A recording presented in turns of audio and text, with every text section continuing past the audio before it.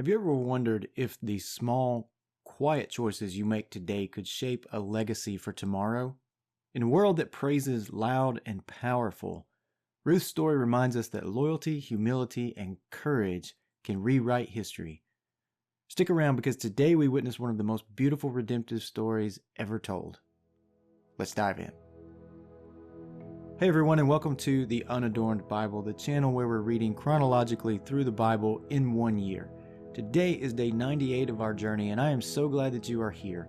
Today we are going to finish the book of Ruth by reading chapters 2 through 4, and we hear a beautiful story of Ruth and her faithfulness and kindness in a world that is chaotic. Kind of sounds familiar. Let's dive in. Ruth chapter 2. Now Naomi had a kinsman on her husband's side, a prominent rich man of the family of Elimelech, whose name was Boaz. And Ruth the Moabite said to Naomi, "Let me go to the field and glean among the ears of grain behind someone in whose sight I may find favor." She said to her, "Go, my daughter." So she went. She came and gleaned in the field behind the reapers, and as it happened, she came to the part of the field belonging to Boaz, who was of the family of Elimelech. Just then Boaz came from Bethlehem. He said to the reapers, "The Lord be with you." They answered, "The Lord bless you." Then Boaz said to his young man who was in charge of the reapers, "To whom does this young woman belong?" The young man who was in charge of the reapers answered, "She is the young Moabite woman who came back with Naomi from the country of Moab." She said, "Please, let me glean and gather among the sheaves behind the reapers." So she came, and she has been on her feet from early this morning until now without resting even for a moment.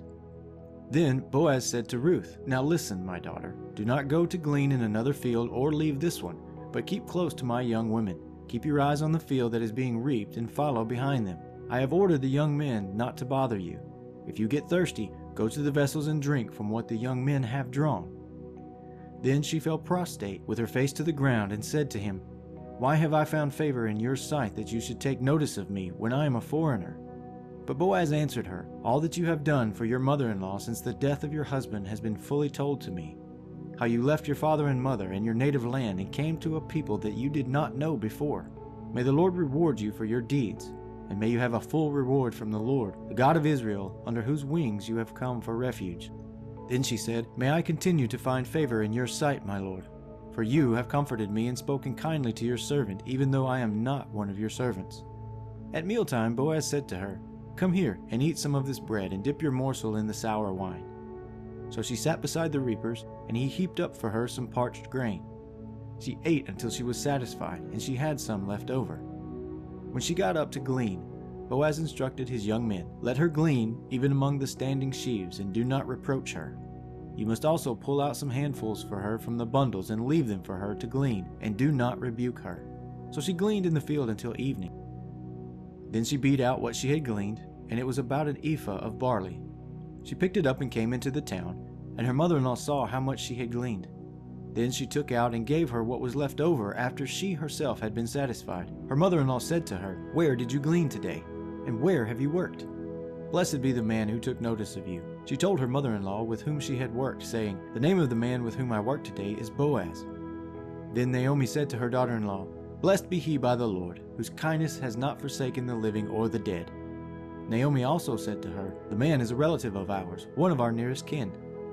Then Ruth the Moabite said, "He even said to me, 'Stay close by my young men until they have finished all my harvest.'" Naomi said to Ruth, her daughter-in-law, "It is better, my daughter, that you go out with this young woman. Otherwise, someone might bother you in another field." So she stayed close to the young women of Boaz, gleaning until the end of the barley and wheat harvests, and she lived with her mother-in-law. Chapter 3. Naomi, her mother-in-law, said to her, "My daughter, I need to seek some security for you, so that it may be well with you. Now here is our kinsman Boaz, with whose young women you have been working. See, he is winnowing the barley tonight at the threshing floor. Now wash and anoint yourself, and put on your best clothes, and go down to the threshing floor. But do not make yourself known to the man until he has finished eating and drinking. When he lies down, observe the place where he lies. Then go and uncover his feet and lie down, and he will tell you what to do." She said to her, "All that you say I will do." So she went down to the threshing floor and did just as her mother-in-law had instructed her. When Boaz had eaten and drunk and was in a contented mood, he went to lie down at the end of the heap of grain. Then she came stealthily and uncovered his feet and lay down. At midnight the man was startled and turned over, and there, lying at his feet, was a woman. He said, "Who are you?" And she answered, "I am Ruth, your servant. Spread your cloak over your servant, for you are next of kin." He said, "May you be blessed by the Lord, my daughter. This last instance of your loyalty is better than the first. You have not gone after young men, whether poor or rich. And now, my daughter, do not be afraid. I will do for you all that you ask, for all the assembly of my people know that you are a worthy woman. But now, though it is true that I am a near kinsman, there is another kinsman more closely related than I. Remain this night, and in the morning, if he will act as next of kin for you, good, let him do it. But if he is not willing to act as next of kin for you, then, as the Lord lives, I will act as next of kin for you. Lie down until the morning." So she lay at his feet until morning, but got up before one person could recognize another, for he said, "It must not be known that the woman came to the threshing floor." Then he said, "Bring the cloak you are wearing and hold it out." So she held it, and he measured out 6 measures of barley and put it on her back. Then he went into the town. She came to her mother-in-law, who said, "How did things go with you, my daughter?" Then she told her all the man had done for her, saying, "He gave me these 6 measures of barley, for he said, 'Do not go back to your mother-in-law empty-handed.'" She replied, "Wait, my daughter, until you learn how the matter turns out, for the man will not rest, but will settle the matter today." Chapter 4. No sooner had Boaz gone up to the gate and sat down there than the next of kin of whom Boaz had spoken came passing by. So Boaz said, "Come over, sit down here." And he went over and sat down. Then Boaz took 10 men of the elders of the town and said, "Sit down here." So they sat down. He then said to the next of kin, "Naomi, who has come back from the country of Moab, is selling the parcel of land that belonged to our kinsman Elimelech. So I thought I would tell you of it and say, buy it in the presence of those sitting here and in the presence of the elders of my people. If you will redeem it, redeem it. But if you will not, tell me, so that I may know, for there is no one prior to you to redeem it, and I come after you." So he said, "I will redeem it." Then Boaz said, "The day you acquire the field from the hand of Naomi, you are also acquiring Ruth the Moabite, the widow of the dead man, to maintain the dead man's name on his inheritance." At this, the next of kin said, "I cannot redeem it for myself without damaging my own inheritance. Take my right of redemption yourself, for I cannot redeem it." Now this was the custom in former times in Israel concerning redeeming and exchanging to confirm a transaction. The one took off a sandal and gave it to the other. This was the manner of attesting in Israel. So when the next of kin said to Boaz, "Acquire it for yourself," he took off his sandal.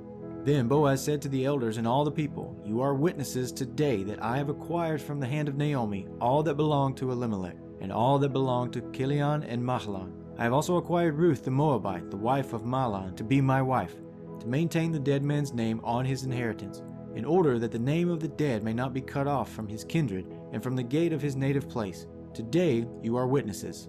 Then all the people who were at the gate, along with the elders, said, "We are witnesses. May the Lord make the woman who is coming into your house like Rachel and Leah, who together built up the house of Israel. May you produce children in Ephrath, and bestow a name in Bethlehem.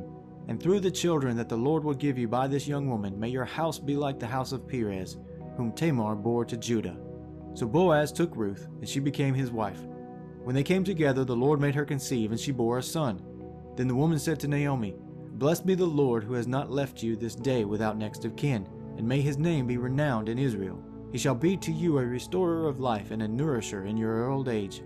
For your daughter-in-law, who loves you, who is more to you than 7 sons, has borne him." Then Naomi took the child and laid him in her bosom, and became his nurse. The women of the neighborhood gave him a name, saying, "A son has been born to Naomi."